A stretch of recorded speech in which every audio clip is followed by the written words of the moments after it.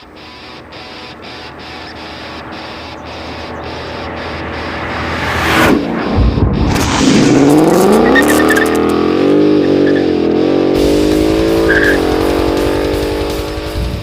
back, everybody. Just cruising around. Thought I'd go over a little bit what I think about the Bronco.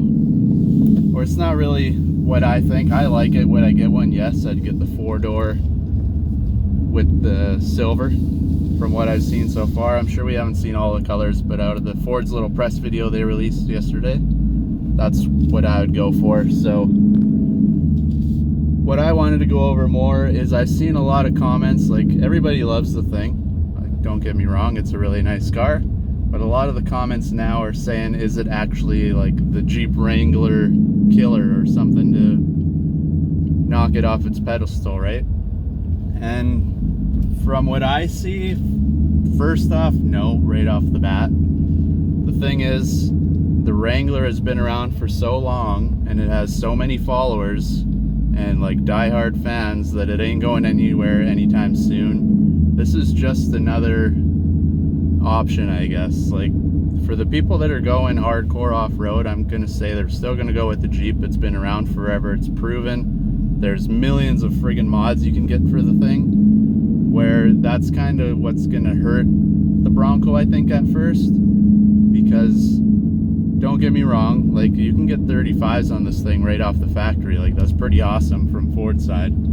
But people don't want their vehicle to be the same as who Joe Blow can go and order the same car, same kind of thing, right? So I could see a lot of people with this thing getting more of the base model and then wanting to mod it themselves, same as people do with the Wrangler.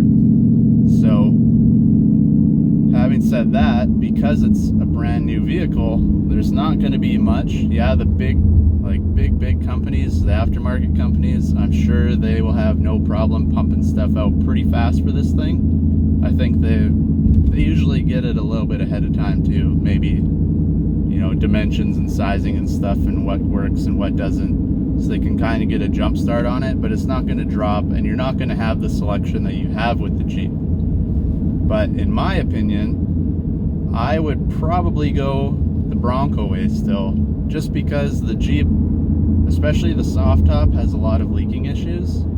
So, well, we'll have to wait and see, of course. The Bronco's got to be tested and proven, but that goes for everything, right? And the other thing that I noticed is Ford's kind of thrown in a little bit of stuff to put it above the Jeep, I think. Same with, like, they show it on the video, you can put the doors in the back. Like, when your doors are off, they're in the back.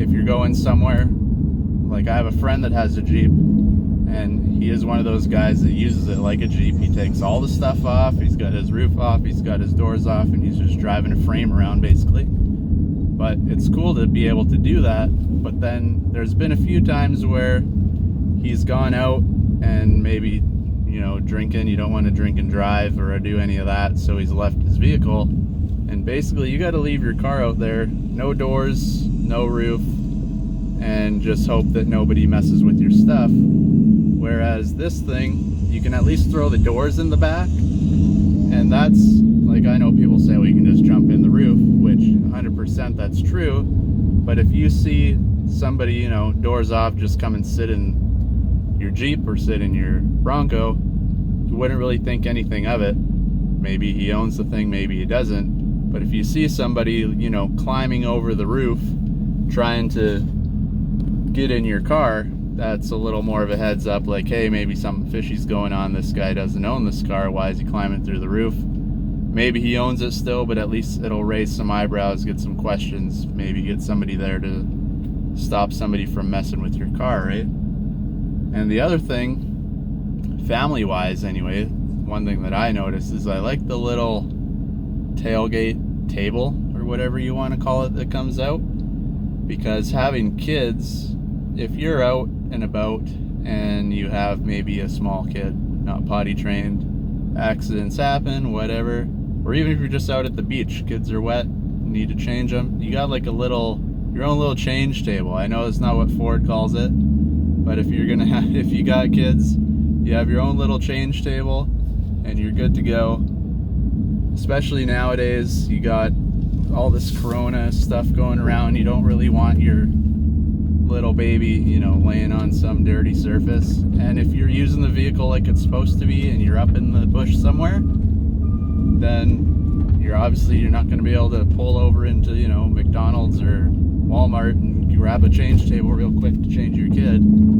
It just doesn't work that way. So it's a little bit of help. And I know, like, I have a Pathfinder. Anybody who knows that, you know, but if you don't, I do have a Pathfinder as well as the Mustang here. And if you go, some people say, well, you can do that in the back of the Pathfinder, same as you can do it in the back of the Jeep, same thing. But it's not, because you're leaning in, it's just a hassle, things roll around. This is like a table right out in front of you, you're good to go, and you can just do your thing.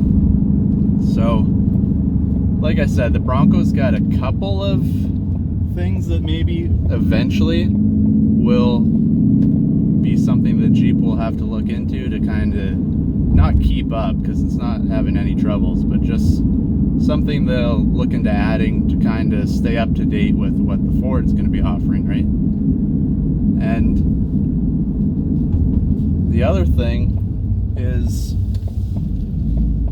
Ford's come out and has all these different options and stuff for driving. Sorry about the light, we're just going up a stupid hill here, so it's all over the place. But Ford's come out and they showed all the different, you know, I think there's 10 different drive modes or something, where the Jeep, you got, you know, drive and park. Some people, you know, the comments will be out there, well, you just got to learn how to drive your Jeep and you can go anywhere that thing can. But it's just little things like that. Some of the techie people out there, if they're going to be purchasing a new vehicle, it's something that they want to be able to add in. And maybe if, you know, if they're liking all the newer stuff, new tech, new everything in the cars, it might be something that will lean them towards the Jeep over, or the Bronco over the Jeep. So it's just small things like that. The one thing Ford did that's nice is they're dropping all the models at once. It's not like, okay, well, here's, you know, the 2-door version. Next year we're thinking about making a Sport, then we might make a 4-door version. It's just, here is the whole Bronco lineup. It's like its own brand. It has its own symbol and everything, which I thought was a really good touch. Ford could have just slapped the oval on there and been done with it, but they kind of made it like its own thing. It's got its own Buck and Bronco as the sign, and we've got the Mustang, so one day if we were to get it, it matches the little pony just perfectly. So it's just stuff like that. I'm gonna say not a Jeep killer quite yet, but it is in the making. It's definitely a head turner, and it's gonna get a lot of people thinking, because I don't know, we gotta wait. Like I said, it's only a video Ford's dropped. We gotta wait and actually see some reviews and tests and all that on this thing. Pricing's another big one. Even though if you do, like, if you get a fully loaded Jeep, we're up in Canada, but if you get a fully loaded like Rubicon and you're coming off the showroom, you're still spending like over 70 grand up here Canadian to get this thing out of the dealer into your driveway. So I can't see the Bronco being too crazily priced. It's probably going to be around the same. Like they said, like, I think it was 25 or something, or 30 starting price, but everybody knows when you buy a new car, you start throwing options in there, it adds up very quickly. So it's all kind of stuff like that we got to wait and see before we make too many decisions on what we're going to get. Looks wise, I think it looks a lot better than the Jeep, honestly. I'm a fan of the Wrangler, not a fan of the Gladiator. It's, I don't know, whoever thought of the Mutant Child, the old Jeep trucks, yeah, they looked alright. Whoever came up and signed off on this Gladiator thing, not my cup of tea. I know a lot of people do like it. I think the back looks hideous. The boxes looks like it got crushed in.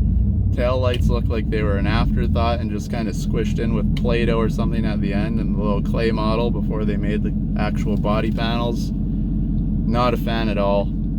If I was to get a Jeep, I would get the 4-door Unlimited.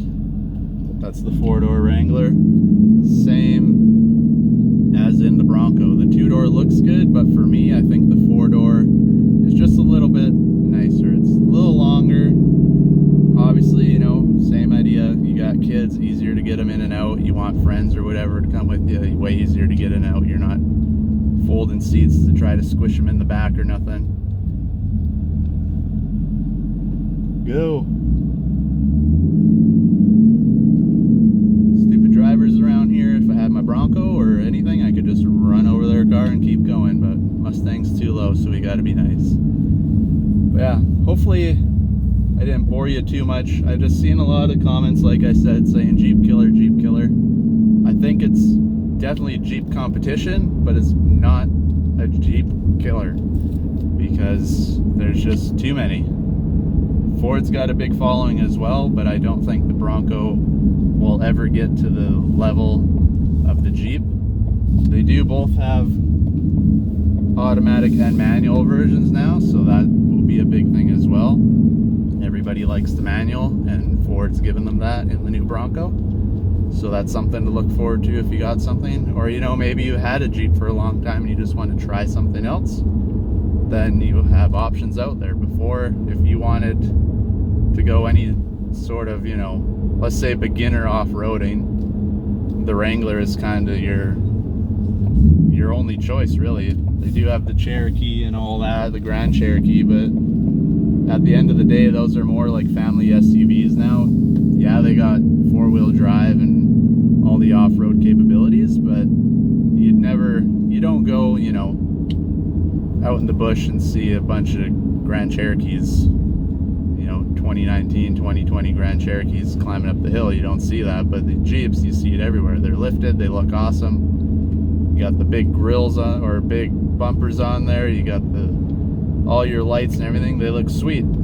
So once Ford starts coming out with more stuff like that, or not Ford, but aftermarket companies, cars start coming out with things like that, I think it'll be a pretty hot vehicle, more than it already is right now.